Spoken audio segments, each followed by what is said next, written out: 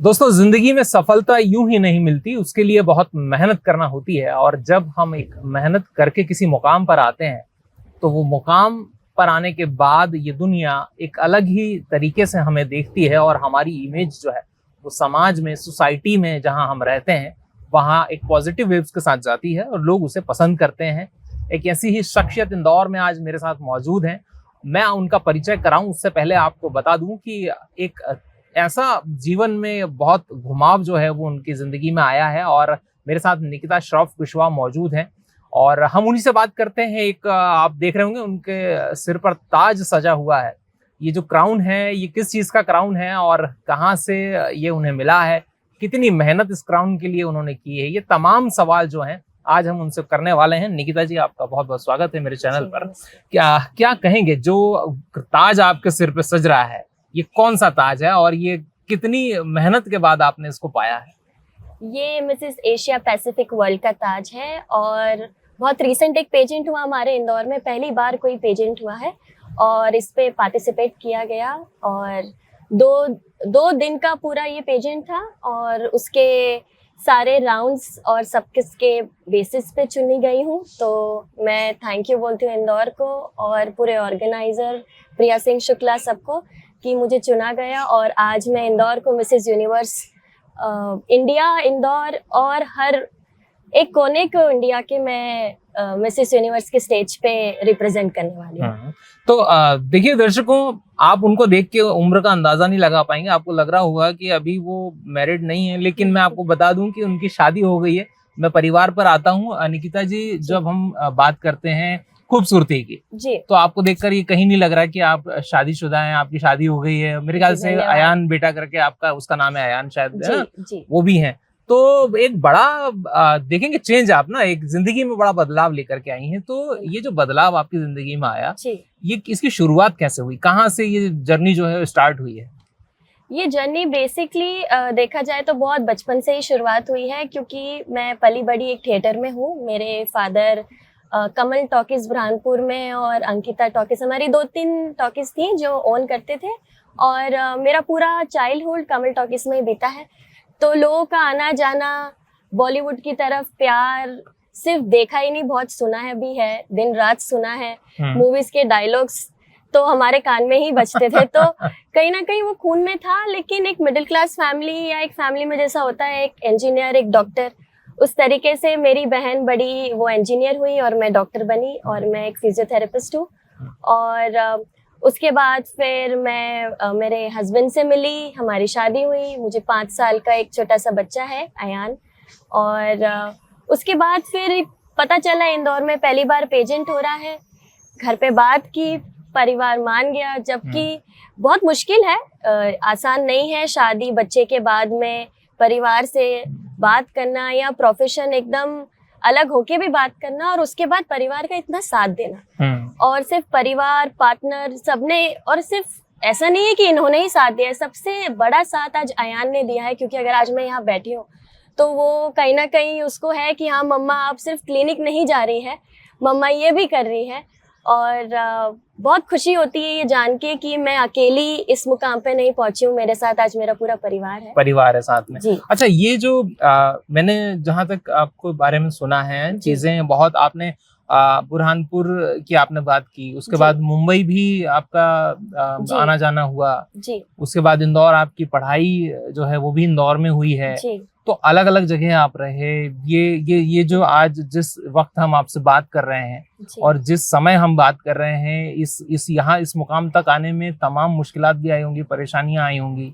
कैसे कैसे आपने चीजों को फेस किया और क्या परिवार में किसी का विरोध भी था? क्या मन में कभी डर लगता था कि यार ये जो है हमारे हिंदुस्तान की परंपरा बड़ी, थोड़ा सा अभी भी हमारे देश में माता पिता थोड़ा डरते हैं बेटियों को घर से बाहर भेजने में, तो कहीं ना कहीं वो चीज भी है। तो क्या वो थोड़ी बहुत परेशानियां भी जिंदगी में सामने आई थी? बिल्कुल आई। और परिवार से तो ज्यादा मेरे अंदर परेशानी ज्यादा थी, क्योंकि हिचकिचाहट थी कि किस तरीके से बात रखूं परिवार के आगे कि ये चीज करना चाह रही हूँ या रखती हूँ मन, या कैमरा फेस करना चाह रही हूँ। तो ये एक अपने आप में बहुत बड़ी, मेरे लिए ही खुद को ही मैंने अपना कॉन्फिडेंस पार किया है। और उसके बाद जो मेरे हस्बैंड हैं विवेक सिंह कुशवाहा और मेरे ब्रदर इन लॉ है शशांक सिंह कुशवाहा, उन्होंने बहुत साथ दिया, क्योंकि सबसे पहले मैंने उनसे ही ये बात की और उन्होंने ही ये बात परिवार के आगे रखी और परिवार ने इतना अच्छा सपोर्ट दिया। तो मेरे ख्याल से ये जर्नी जो है वो हमें लगता है एज एवरी ह्यूमन बीइंग या औरत को कि मॉडलिंग है या इस तरीके, पर जरूरी नहीं है कि परिवार साथ नहीं देगा। और मॉडलिंग को हमने ही इस तरीके से बनाई, जस्ट अ रैंप वॉक। आप सिर्फ शोकेस कर रहे हो अपना कॉन्फिडेंस इतने लोगों के आगे, और मुझे नहीं लगता है कि इसमें कहीं भी ऐसी बात है जिसमें हिचकिचाहट होनी चाहिए, ना औरत को होनी चाहिए, ना लड़की को होनी चाहिए और ना घर वालों को होनी चाहिए। और इससे बड़ा एग्जाम्पल मैं नहीं जानती कौन कल सेट करे, तो शायद मेरे लिए और भी इंस्पायरिंग होगा। हो सकता है बिल्कुल। इसमें ये एक बड़ा महत्वपूर्ण टर्निंग पॉइंट है आपके जीवन का कि जब शादी हुई उसके बाद में एक ऐसे स्टेज पर जाना जहां पर खूबसूरती की कंपटीशन है, तो उसको फेस करना और परिवार के साथ आना, अपने आप को, अपनी पर्सनैलिटी को डेवलप करना, है ना, अपने आप को आप बैलेंस कैसे करेंगे। तो आपने बहुत सारी चीजें ऐसी की हैं जो आपने शरीर से जुड़े हुए बहुत सारी मेहनत, आपने वेट जो है वो लूज किया है। तो ये वेट वाली जो कहानी है ये क्या है, क्योंकि ये बड़ी इंटरेस्टिंग दिख रही है हमको। जी, वेट लॉस जर्नी अगर मैं कहूँ तो 90 केजीज से आज मैं 50 केजीज में हूँ, तो 40 केजीज की मेरी जर्नी है। और ये जर्नी सिर्फ कुछ महीनों की नहीं है, सालों की है। क्योंकि जब मैं अयान को मैंने डिलीवर किया तो मैं 85 से 90 के बीच में मेरा वेट गया था, और उसके बाद आई केम बैक टू 65। कोविड-19 के दौरान मैंने वर्कआउट किए और आई केम बैक टू 65। फिर चूंकि ऐसा लगा कि चलो अब फिर फिट हो गए, फिर नॉर्मल रोजाना जिंदगी में चले गए, फिर आई केम बैक टू 78 केजीज, और अब फिर मैंने उसको लूज करके 50 केजीज किया इस पेजेंट के लिए। और सिर्फ इसीलिए नहीं कि आपको, मतलब इसके पेजेंट में हिस्सा लेने के लिए ऐसा कुछ भी नहीं है। मिसेज में आपका कोई एज मैटर नहीं करता है, ना साइज करता है, पर मेरे ख्याल से कि फिट होना भी उतना ही जरूरी है। बिकॉज बीइंग अ फिजियोथेरेपिस्ट, मेरे ख्याल से जितना आपका वेट बढ़ता है उतनी आपके साथ में समस्याएं भी बढ़ती है। जब आप पढ़ाई कर रहे थे, जब आपका करियर वाला टाइम था, तब आपके दिमाग में प्लान क्या था, फ्यूचर प्लान क्या था, और आज क्या वो चेंज है या नहीं, वो ड्रीम जो था पूरा हो गया या कुछ और है? जी, तब भी मेरा यही ड्रीम था कि मेरा अपना खुद का एक क्लिनिक होगा और मैं जन सेवा की जितनी सेवा कर सकती हूँ उतनी करूँ। और मैं आज भी कर रही हूँ, और आज भी मेरा क्लिनिक बहुत सफलता से चल रहा है। और मैं धन्यवाद देना चाहती हूँ इंदौर की जनता को जो इतना अच्छा भरोसा रखते हैं। और बहुत अच्छा रिस्पांस है। 2-2.5 साल हो गए हैं मेरे क्लिनिक को, और हम पेशेंट्स को जितना अच्छा देना चाहते हैं वो दे रहे हैं, सर्विसेज दे रहे हैं, और टॉप नॉच दे रहे हैं। बहुत एडवांस क्लिनिक है, सारी मशीन्स यूरोपियन है, और रिजल्ट बहुत अच्छा है। मतलब जहां बाकी जगहों से हमारे पास पेशेंट्स आते हैं उनको 20-21 दिन लगते हैं, वही चीज़ आज हम उनको 7 या 11 दिन में अचीव करके दे रहे हैं। और ये मेरे लिए बहुत बड़ी बात है कि सिर्फ अब पेजेंट और इसमें ही फ्यूचर नहीं है। मैं मेरे क्लिनिक को और मैं मेरे प्रोफेशन को भी उतना ही आगे बढ़ाना चाहती हूँ, और चाहती हूँ कि इसी तरीके से मैं और आगे इसमें भी काम करूँ और इसमें भी काम करूँ। अच्छा, देखिए दोस्तों, आप जितनी बातें मैंने अभी तक की हैं, और इसमें एक चीज बड़ी सुलझी और साफ जो है वो बहुत साफ गोई से मैं कहूंगा भी सामने दिखती है कि जब निकिता जी को हम देखते हैं तो खूबसूरती की दुनिया में सब जाना चाहते हैं, हर खूबसूरत हर कोई दिखना चाहता है, अपने आप को ये कहिए कि हेल्दी हर कोई बनाना चाहता है, लेकिन उसके अकॉर्डिंग हमको काम करने होते हैं, मेहनत करनी होती है, वो हर कोई नहीं कर पाता। उसको ये कहिए कि निरंतरता उसमें बहुत जरूरी है, कंसिस्टेंसी होना चाहिए लाइफ में। वो मुझे लग रहा है निकिता जी के अंदर में है। एक इनके जीवन में संघर्ष जो है वो तमाम रहे। अब आप देखिए कि मैं उस चीज पे आपके जरूर आऊंगा कि आपने शुरुआत जब की तो आप इस पेजेंट तक पहुंची, अब आप एक हाउसवाइफ का भी एक रोल आप अदा कर रही हैं। जी। और अयान को संभालती हैं, है ना, विवेक जी हैं, उनको भी देखना ही होता है, भाई ऑफिस से आते हैं अपने घर में, भाई घर में आके रिलैक्स मूड चाहिए, तो काम में उलझे व्यक्ति को घर में रिलैक्स मिले उसके लिए भी तैयारी करके रखना पड़ेगी, घर साफ सुथरा रहे उसकी भी चिंता करनी होगी, बाहर आपको मेंटेन करना है अपने आप को, अपनी खूबसूरती को बना के रखना है। तो ये तमाम टास्क जो हैं, क्या मैं ये कह सकता हूँ कि मल्टीटास्किंग है, और अगर हैं तो कैसे मेंटेन हो रहा है ये सब? बिल्कुल, यही सबसे बड़ा मल्टीटास्किंग है। बाकी सब तो मेरे ख्याल से हम कर लेते हैं क्योंकि एक डिफ़ॉल्ट हमारे अंदर होता है कि हमें ये भी करना है। पर यही चीज़ बचपन से अपनी माँ से भी सीखी और अब मेरी मदर इन लॉ से भी यही सीखती हूँ कि घर लेके चलना बहुत डिफ़िकल्ट है। बाकी चीज़ें तो बहुत आसान है, आपको कहीं न कहीं आप वो चीज़ अचीव कर लेते हो अगर अंदर आपके ज़ेस्ट है तो, लेकिन घर को लेके चलना, साथ में बच्चों को, परिवार को लेके चलना वही बहुत डिफ़िकल्ट है। और वो चीज़ मैंने मेरी माँ और मेरी मदर इन लॉ से ही सीखी है क्योंकि उनको ही निरंतर दिन-रात देखा है। और मेरी मदर इटसेल्फ, मेरी मम्मा ने भी पॉलिटिक्स में काफ़ी काम किया है बुरहानपुर में और न्यूज़ एंकर रही हैं और हमेशा उनको काम करते देखा, उनको लायनेस क्लब और इधर-उधर सेवा देते देखा। रोटरी क्लब, हर क्लब में मम्मा जुड़ी हुई है और अपना सहयोग आज भी दे रही है। और साथ में अगर देखा जाए तो यहाँ मेरी मदर इन लॉ है, जिस तरीके से घर को जोड़ के रखना का वो जानती, क्योंकि आज जॉइंट फैमिली है, हम एक बड़ा परिवार है और बड़े परिवार के साथ रहना और उसको जोड़ के रखना सिर्फ उन्हीं से सीखा जाता है। ये भी कहा जा सकता है कि महिलाओं को महिलाएं बेहतर तरीके से समझती हैं। बिल्कुल, बिल्कुल, और वहीं आगे ले जाती हैं। आज मैं आपके सामने बैठी हूँ और बात कर रही हूँ तो इसलिए ही कर रही हूँ क्योंकि कहीं ना कहीं वो उनका सपोर्ट है, उनका है कि नहीं आप जाओ बेटा, आप करो। तो मेरे ख्याल से कहीं ना कहीं आप, एक औरत ही औरत को बढ़ाती है और उसके लिए सबसे पहले उनको आपके साथ खड़े रह के आपको आगे पुश करना वो सबसे जरूरी है। अच्छा, जो इस पूरे आपकी जो लाइफ जर्नी है, विवेक जी की भूमिका क्या है? क्योंकि देखिए कहीं ना कहीं बैकबोन जो है, मुझे लगता है वो भी एक बहुत बड़ी बैकबोन है आपकी।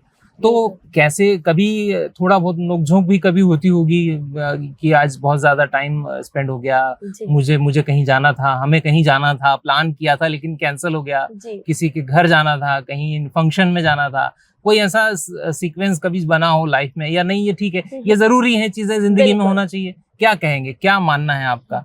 जो वैवाहिक जीवन में चलता है वो तो चल ही रहा है, लेकिन हाँ मैं ये मानती हूँ कि वो मेरे बैकबोन ही नहीं है, वो मेरे सबसे बड़े साथी है और सबसे बड़े सपोर्टर है। क्योंकि मैंने सिर्फ इच्छा जताई थी कि ये करना चाहती हूँ, उसके बाद उन्होंने ही मुझे सपोर्ट किया है कि हमें करना ही है, ऐसे करना है। और आज वही है जो मेरे से पहले वो स्टेप लेते हैं मेरे लिए कि हमें ये करना है और इस तरीके से करना है। तो शायद अगर मैं बोलूं इस चीज में मेरा कोई मेंटोर भी है तो वो वही है, वो मेरा साथी भी है, मेरे मेंटोर भी है। और मतलब सब कुछ आपकी जिंदगी में विवेक जी जो हैं उनकी ही एक बहुत बड़ा अहम रोल रहा है। अच्छा, एक सोसाइटी को लेकर के हमने सुना है कि आप सोशल सर्विसेज में भी काम कर रहे हैं, वो क्या चीज है, उसके बारे में थोड़ा बताएं। हम राउंड टेबल इंडिया से जुड़े हुए हैं और वहाँ पे हम गरीब बच्चों की सहायता करते हैं, स्कूल बनवाते हैं, क्लासरूम बनवाते हैं। साथ में हम लोग जितना वृद्धाश्रम में मैं जाती हूँ, आस्था वृद्धाश्रम से जुड़े हुए हैं, वहाँ पे हम हमारा सहयोग देते हैं उनको जाके, हर महीने हम वहाँ पे हमारा सहयोग है। और साथ में मेरा क्लिनिक पे भी एक मार्जिन है जिसमें कुछ पेशेंट्स को हम चार्ज नहीं करते हैं, there is no consultation charge below the poverty line. और हम लोग मैं ज़्यादा से ज़्यादा ये भी कोशिश करती हूँ कि जन सेवा के साथ मैं उन लोगों की हेल्प करूँ जो एक्चुअली नीड है लेकिन नहीं दे पाते हैं। क्योंकि कई बार हॉस्पिटल में जब आप काम करते हो आप देखते हो कि पेशेंट्स को चाहिए लेकिन हॉस्पिटल की भी एक नीड है कि उनको एक मिनिमम अमाउंट आपको पे करना पड़ता है, पर नहीं कर पाते हैं। तो वहाँ मैं कोशिश करती हूँ कि मैं उनकी मदद करूँ और उनको अच्छे से अच्छा इलाज प्रोवाइड कर सकूँ। अच्छा, जब हम बात करते हैं बच्चों की जी, तो अब 5 साल की उम्र बहुत ज्यादा नहीं है, बिल्कुल। तो कैसे क्या मुश्किलात आ रही हैं अब जो है, अब आगे फ्यूचर प्लान आपके क्या हैं, है ना? परिवार को साथ लेकर के कैसे आगे चलने वाले हैं, खुद की अपनी पर्सनल लाइफ को कैसे आगे ले जाने वाले हैं, इस पर अगर पूछें सवाल तो क्या जवाब रहने वाला है? अभी तो फिलहाल मिसेस यूनिवर्स की तैयारी चल रही है और उसमें ही सबसे ज्यादा अगर मैं बोलूँ तो अयान मिस कर रहा है। क्योंकि पहले क्लिनिक के बाद 7 बजे के बाद 7 से 10 का उसका टाइम होता था और अब ऐसा हो गया है कि मम्मा उसमें भी बिजी है, कुछ तैयारी कर रही है। तो पहले तो अभी मुश्किल तो आ ही रही है, पर मैं कोशिश कर रही हूँ कहीं ना कहीं उसको भी मैं प्राउड करूँ एक स्टेज पे, जब कल उसको समझ आए तो उसको लगे कि हाँ नहीं मम्मा क्यों कर रही थी, किस लिए कर रही थी। लेकिन हाँ ये ज़रूर है कि वक्त तो कम दे पा रही हूँ, पर कोशिश यही है कि उसको प्राउड कहीं ना कहीं महसूस करवाऊं, साथ में इंडिया के भी। अच्छा, आज इस स्टेज पर आने के बाद जी। आप क्या फील करते हैं जब आप अकेले बैठते होंगे, है ना, हाथ में जी। कॉफी का कप हो, तब क्या दिमाग में चलती हैं चीजें? तब तो नर्वसनेस भी है, डर भी है, क्योंकि ये दुनिया के सामने नहीं ला सकते हो आप। आपका संघर्ष आपके तक ही होता है, क्योंकि कहीं ना कहीं लोग सुनना चाहते हैं सक्सेस सफलता के मंत्र सुनते हैं। जी जी, लेकिन वहां तक पहुंचना बहुत बहुत मुश्किल है, परिवार के साथ, एक छोटे बच्चे के साथ, और साथ में काम। तो कई बार थक भी जाती हूँ, हार जाती हूँ, टूट भी जाती हूँ कि पता नहीं कैसे कर पाऊंगी। क्योंकि मिसेस यूनिवर्स एक बहुत बड़ा प्लेटफॉर्म है, और सिर्फ इंडिया को ही नहीं, इंदौर को, देश को, हर जगह रिप्रेजेंट करना इजी नहीं है। और पर वही है कि कहीं ना कहीं पार्टनर, फैमिली फिर जोश भर देती है कि नहीं, तुम कर सकती हो और तुम कर सकती। यहाँ मैं आपको रोक के एक बात जरूर कहूंगा कि जी। जब मैं आपके बारे में सवाल कर रहा था आपके परिवार के लोगों से, तो मुझे पता चला कि आपने जहां आप मन था आपका जाने का, आप वहां पहुंचने के लिए आपने पूरी ताकत लगा दी। तो ये जो जर्नी है ये बड़ी टफ रही। बहुत टफ रही, क्योंकि मिसेस एशिया पैसिफिक वर्ल्ड बनना भी बहुत टफ था मेरे लिए, क्योंकि मैं यहाँ थी नहीं। मैं 2-2.5 महीने से यूनाइटेड स्टेट्स में थी, मेरी बड़ी बहन के पास में थी। यहाँ पीछे बहुत प्रैक्टिस हुई है, ट्रेनिंग हुई जो मैं नहीं कर पाई। उसके बाद एक डॉक्टर जो शूज में दिन भर रहता है, वो उसके लिए 5 इंच की हील पहनना और पैरों में छाले करके। हाँ, ये हील वाली कहानी भी हमने सुनी, तो ये क्या है? बहुत डिफिकल्ट था मेरे लिए, क्योंकि मैंने कभी भी 1 इंच के ऊपर हील नहीं पहनी है, मैं पहन ही नहीं सकती थी। कभी मौका नहीं था कि ऐसा पहना जाए, तो कभी इस पे गौर भी नहीं किया। पर इसमें कंपलसरी है मिसेस यूनिवर्स में या कोई भी पेजेंट में, आपको 4 इंच से ज्यादा की हील्स पहनना जरूरी होता है।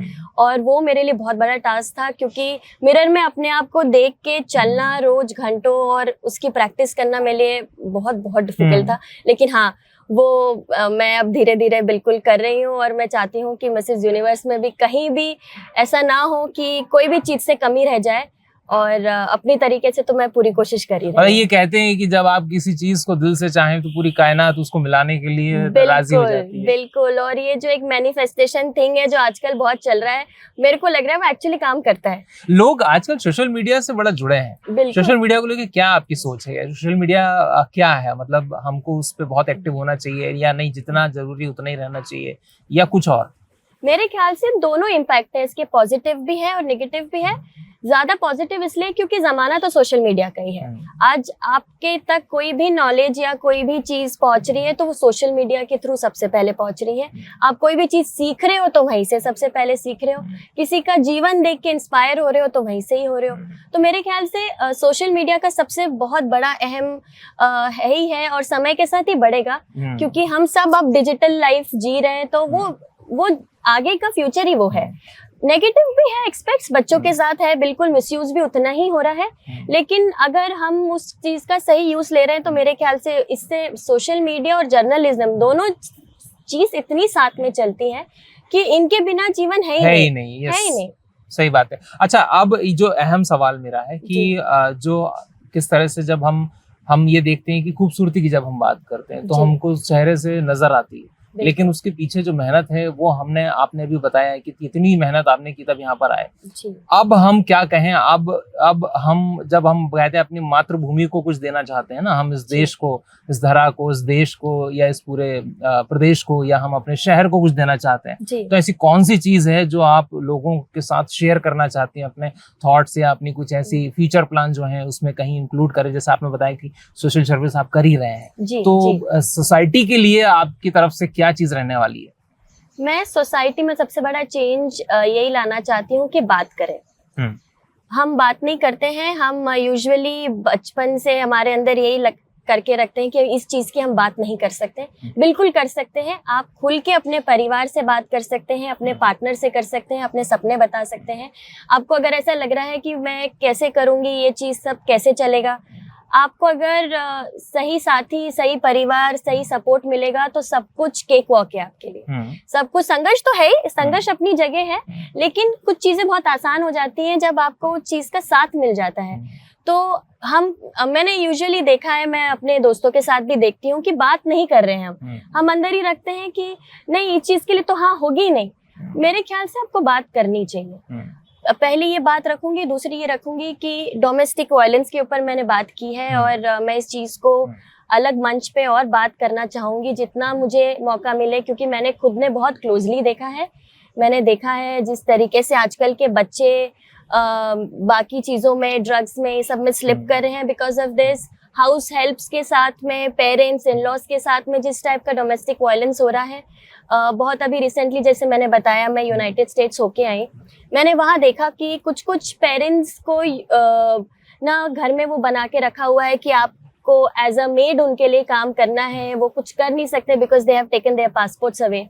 तो आई थिंक ये बहुत एक बड़ी बात है जिसके बारे में बात ज्यादा हो नहीं रही है, और डोमेस्टिक वायलेंस के बारे में हमें जरूर बात करना चाहिए, क्योंकि अब ये डोमेस्टिक वायलेंस सिर्फ पति पत्नी या एक अब्यूसिव रिलेशनशिप के बारे में नहीं बचा है। ये मेंटल, सोशो इकोनॉमिक, फाइनेंशियल और फिर वर्बल, आजकल वर्बल अब्यूज इतना बढ़ गया है और लोगों को लगता है बहुत नॉर्मल है, लेकिन अगर हम इस बारे में बात करें और जितना अवेयर मैं करना चाहूँ मैं इस बारे में करूंगी। मतलब ये यंग एज जो है उसको कहीं ना कहीं ये इस पर जोर देना बहुत बिल्कुल जरूरी है। बिल्कुल, क्योंकि लोगों को अब जो है शॉर्टकट लाइफ में चाहिए, तो वो भी एक बड़ा अहम मुद्दा है बात करने के लिए, क्योंकि आपने भी अपनी जर्नी जो है मेरे ख्याल से कई साल लग गए हैं आपको यहाँ तक आने में। जी। तो अब लोग जो हैं वो ये सोचते हैं कि शॉर्टकट से सफलता मिलती है जी, और उसके बाद ये हो गया है कि क्योंकि डिस्टेंस बहुत आ गया है, पहले सब मिलके रहते थे सब, अब डिस्टेंस आ गया क्योंकि सब काम कर रहे हैं। ज्वाइंट फैमिली का इशू है।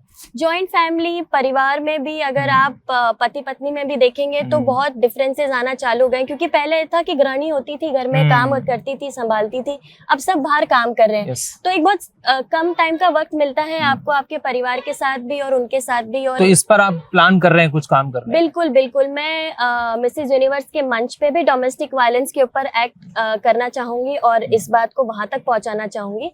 और मैंने अभी भी जो हमारा मिसेस एशिया पैसिफिक वर्ल्ड का पेजेंट के सारे हमारे राउंड्स हुए हैं, 20 को तो हमने सबके सामने हमारा मेन वॉक और बाकी राउंड्स हुए हैं।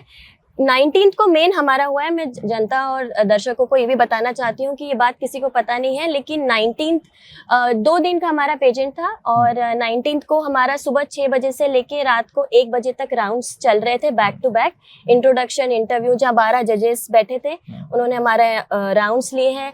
हमें टैलेंट हमारा शोकेस करना था, हमें पब्लिक प्लेटफॉर्म पे भी बाहर लेके गए वो, और बाकी इन चीजों से भी आपको बहुत एक्सपोजर मिलता है, मिल जाता है। सही बात है। अच्छा, अब ये मैं आपको रोक रहा हूँ, एक आखिरी सवाल मैं आपसे करूंगा, क्या लोगों को मैसेज देंगे, क्या संदेश है आपका लोगों के लिए कि अगर आप भी निकिता बनना चाहते हैं तो आपको भैया ये तो जरूर करना होगा? अगर आपको भी ऐसे बड़े मंच में बैठना है तो सबसे पहले बात करनी होगी, जैसे कि मैं बार बार एक ही बात कह रही हूँ कि बात करनी होगी, क्योंकि हम मतलब झिझक दूर करें अपनी। अंदर का डर दूर करें, बाहर आए। जब पहले आप खुद से जीतेंगे, खुद के डर से जीतेंगे, तो फिर आपको कोई नहीं रोक सकता। मतलब यही है कि मन के हारे हार है और मन के जीते जीत है। बिल्कुल बिल्कुल, मैं आपकी इस बात पे पूरा सहयोग देना चाहूंगी कि अगर आप खुद से जीत गए तो फिर आप सब जीत जाएंगे। फिर आपको किसी से कुछ ना कहने की जरूरत है और ना कुछ करने की है, पहले खुद से जीते। तो खैर, आपको बहुत बहुत थैंक यू सो मच, धन्यवाद, और हम आभार जताते हैं, आपने बहुत वक्त दिया हमको। दोस्तों, जो तमाम बातें हुई हैं निकिता जी से, मुझे लगता है उनका सार यही है कि अगर आप सक्सेस पाना चाहते हैं, सफलता पाना चाहते हैं, तो अपने जीवन में कभी हार नहीं मानिए, पहली चीज, और दूसरा कि जीवन में प्रयास करना ना छोड़ें, निरंतरता बनाए रखें, कंसिस्टेंसी बनाए रखें, और जिंदगी जीने का कोई शॉर्टकट नहीं है। ये बात निकिता जी ने आज साफ कर दी है।